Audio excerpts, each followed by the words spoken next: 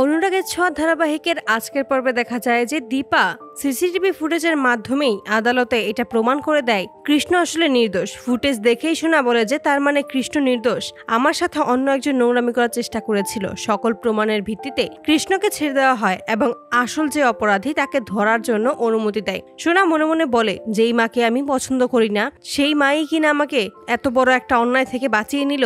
অপরদিকে সূর্য দীপার কাছে আসে আর বলে যে আমি জানি তুমিই আমার দীপা, যাকে আমি এতদিন ধরে খুঁজে বেড়াচ্ছি।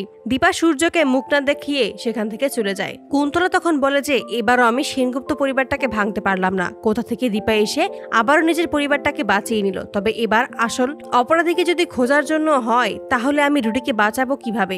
রূপা কৃষ্ণের কাছে এসে বলে, মা সবসময় বলতো সত্যের জয় হয়, আমি তোমার সাথে আবারও থাকতে চাই কৃষ্ণ, আমি তোমাকে আর হারতে চাই না। কৃষ্ণ তখন বলে, আমাদের সম্পর্কের তো কোনো ভিত নেই, এই সম্পর্কটা আমি আর রাখবো না, এখান থেকে আমি অনেক দূরে চলে যাব।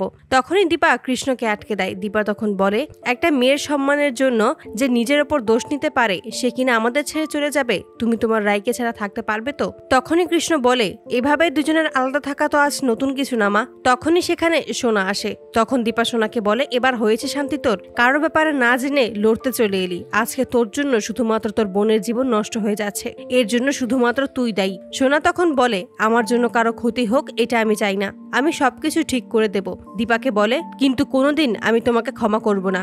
তখনই সোনা কৃষ্ণকে দাঁড়াতে বলে আর বলে যে আমি সরি, আমি তোমাকে ভুল বুঝেছিলাম, তুমি কোথাও যেও না। সোনা তখন কৃষ্ণকে দাদা বলে ডাকে আর বলে যে তোমার বোন প্রথমবার তোমার কাছে কিছু চেয়েছে, তুমি কি সেটা ফিরিয়ে দেবে? ভুল আমার হয়েছে, সেই ভুলের শাস্তি তুমি রূপাকে কেন দেবে? সোনার কথা অবশেষে কৃষ্ণ এখানে থাকতে রাজি হয়ে যায়। তখনই রূপা কৃষ্ণকে জড়িয়ে ধরে। ঠিক সেই মুহূর্তে সেনগুপ্ত বাড়ির সকলেই সেখানে এসে উপস্থিত। কৃষ্ণ তখন বলে, তবে তোমার সাথে এই নোংরামিটা যাই করেছে তাকে আমরা ঠিক খুঁজে বের করব, ঠিক শাস্তি দেব।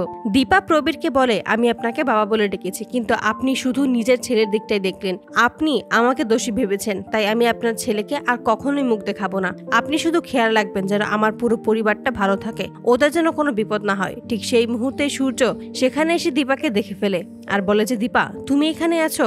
সূর্য দীপার সাথে কথা বলতে চাইলেও দীপা বলে, আপনার সাথে আমার কোনো কথা নেই, এই বলেই সেখান থেকে চলে যায়। আর মনে মনে ভাবে যে যেভাবেই হোক ওরা বাড়ি যাওয়ার আগে আমাকে দীপালি সেজে ওই বাড়িতে যেতে হবে।